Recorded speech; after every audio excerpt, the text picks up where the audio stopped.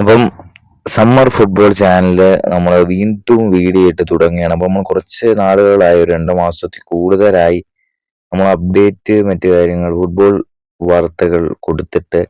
അപ്പോൾ നമ്മൾ വീണ്ടും ഇന്ത്യൻ സൂപ്പർ ലീഗ് തുടങ്ങുന്നു, അതുപോലെ തന്നെ യൂറോപ്യൻ ഫുട്ബോൾ ആരംഭിച്ചു കഴിഞ്ഞു. അങ്ങനത്തെ അപ്ഡേറ്റ്സ് ഒക്കെ ആയിട്ട് നമ്മൾ വീണ്ടും എത്തുകയാണ്. അപ്പം നിങ്ങളുടെ സപ്പോർട്ട് മാക്സിമം ഉണ്ടാവും എന്ന് തന്നെ പ്രതീക്ഷിക്കാം. നമ്മൾ 1000 സബ്സ്ക്രൈബ് എന്നുള്ള ഒരു ദൗത്യത്തിലേക്കാണ് ഇപ്പോൾ പൊയ്ക്കൊണ്ടിരിക്കുന്നത്. അപ്പോൾ 1000 സബ്സ്ക്രൈബിലേക്ക് നമുക്ക് എത്തണം.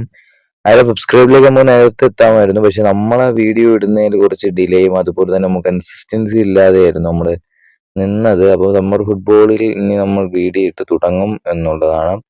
അതിപ്പോൾ കേരള ബ്ലാസ്റ്റേഴ്സ് ആണ് ചർച്ചാ വിഷയം. ഇന്ത്യൻ സൂപ്പർ ലീഗിൽ കേരള ബ്ലാസ്റ്റേഴ്സ് തന്നെയാണ് ചർച്ചാ വിഷയം.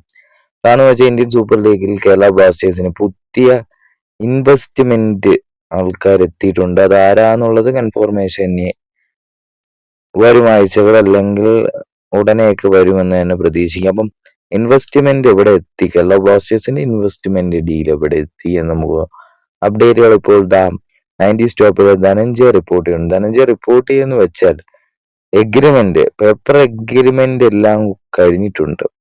എന്നുവെച്ചാൽ പേപ്പർ വർക്കും മറ്റു കാര്യങ്ങളെല്ലാം കേരള ബ്ലാസ്റ്റേഴ്സിനെ ഏറ്റെടുക്കുന്ന ആ ഒരു കാര്യം നടന്നിട്ടുണ്ട്. അതുപോലെ തന്നെ ഒരു കുറഞ്ഞത് ആദ്യത്തെ ഒരു 6 മാസത്തേക്കുള്ള ക്രമീകരണം നിലവിലുണ്ട്.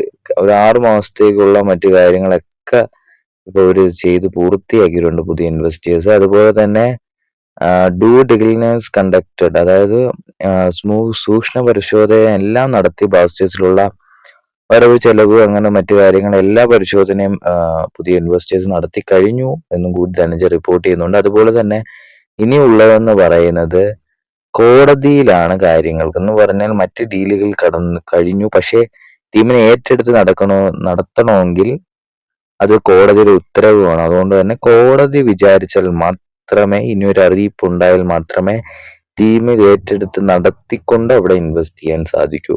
കാരണം മുൻ ഓണേഴ്സിന് മറ്റ് കോടതിയിൽ കേസുകൾ മറ്റു കാര്യങ്ങളുണ്ട്. അതുകൊണ്ടാണ്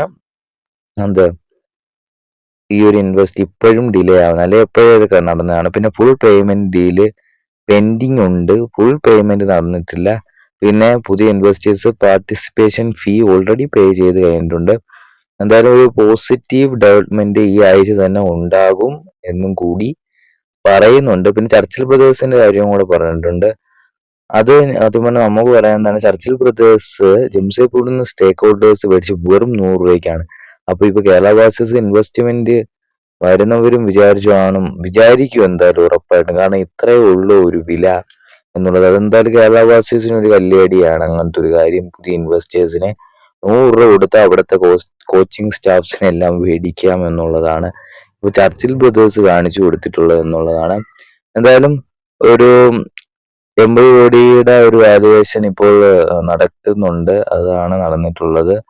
അപ്പം ഇത്രയും അപ്ഡേറ്റ് കാണും ഇപ്പൊ ധനഞ്ജയ റിപ്പോർട്ട് ചെയ്യുന്നത്. എന്തായാലും കേരള ബ്ലാസ്റ്റേഴ്സിനെ വരും ആഴ്ചയിൽ തന്നെ ഒരു പോസിറ്റീവ് കാര്യങ്ങൾ പോസിറ്റീവായിട്ടുള്ള ഒരു കാര്യം പ്രതീക്ഷിക്കാം ക്ലബിന്റെ ഭാഗത്തു എന്നുള്ളതാണ്. എന്തായാലും ക്ലബ്ബ് ഇനിയും കുറെ താരങ്ങളെ സൈൻ ചെയ്യാനുണ്ട്, ഷോർട്ട് ലിസ്റ്റ് ചെയ്ത് വെച്ചിട്ടുണ്ട് എന്നുള്ള അപ്ഡേറ്റുകളൊക്കെ പുറത്തു വന്നിട്ടുണ്ട്. നേരത്തെ തന്നെ ആശിഷ് നേഗിയൊക്കെ റിപ്പോർട്ട് ചെയ്തതാണ്.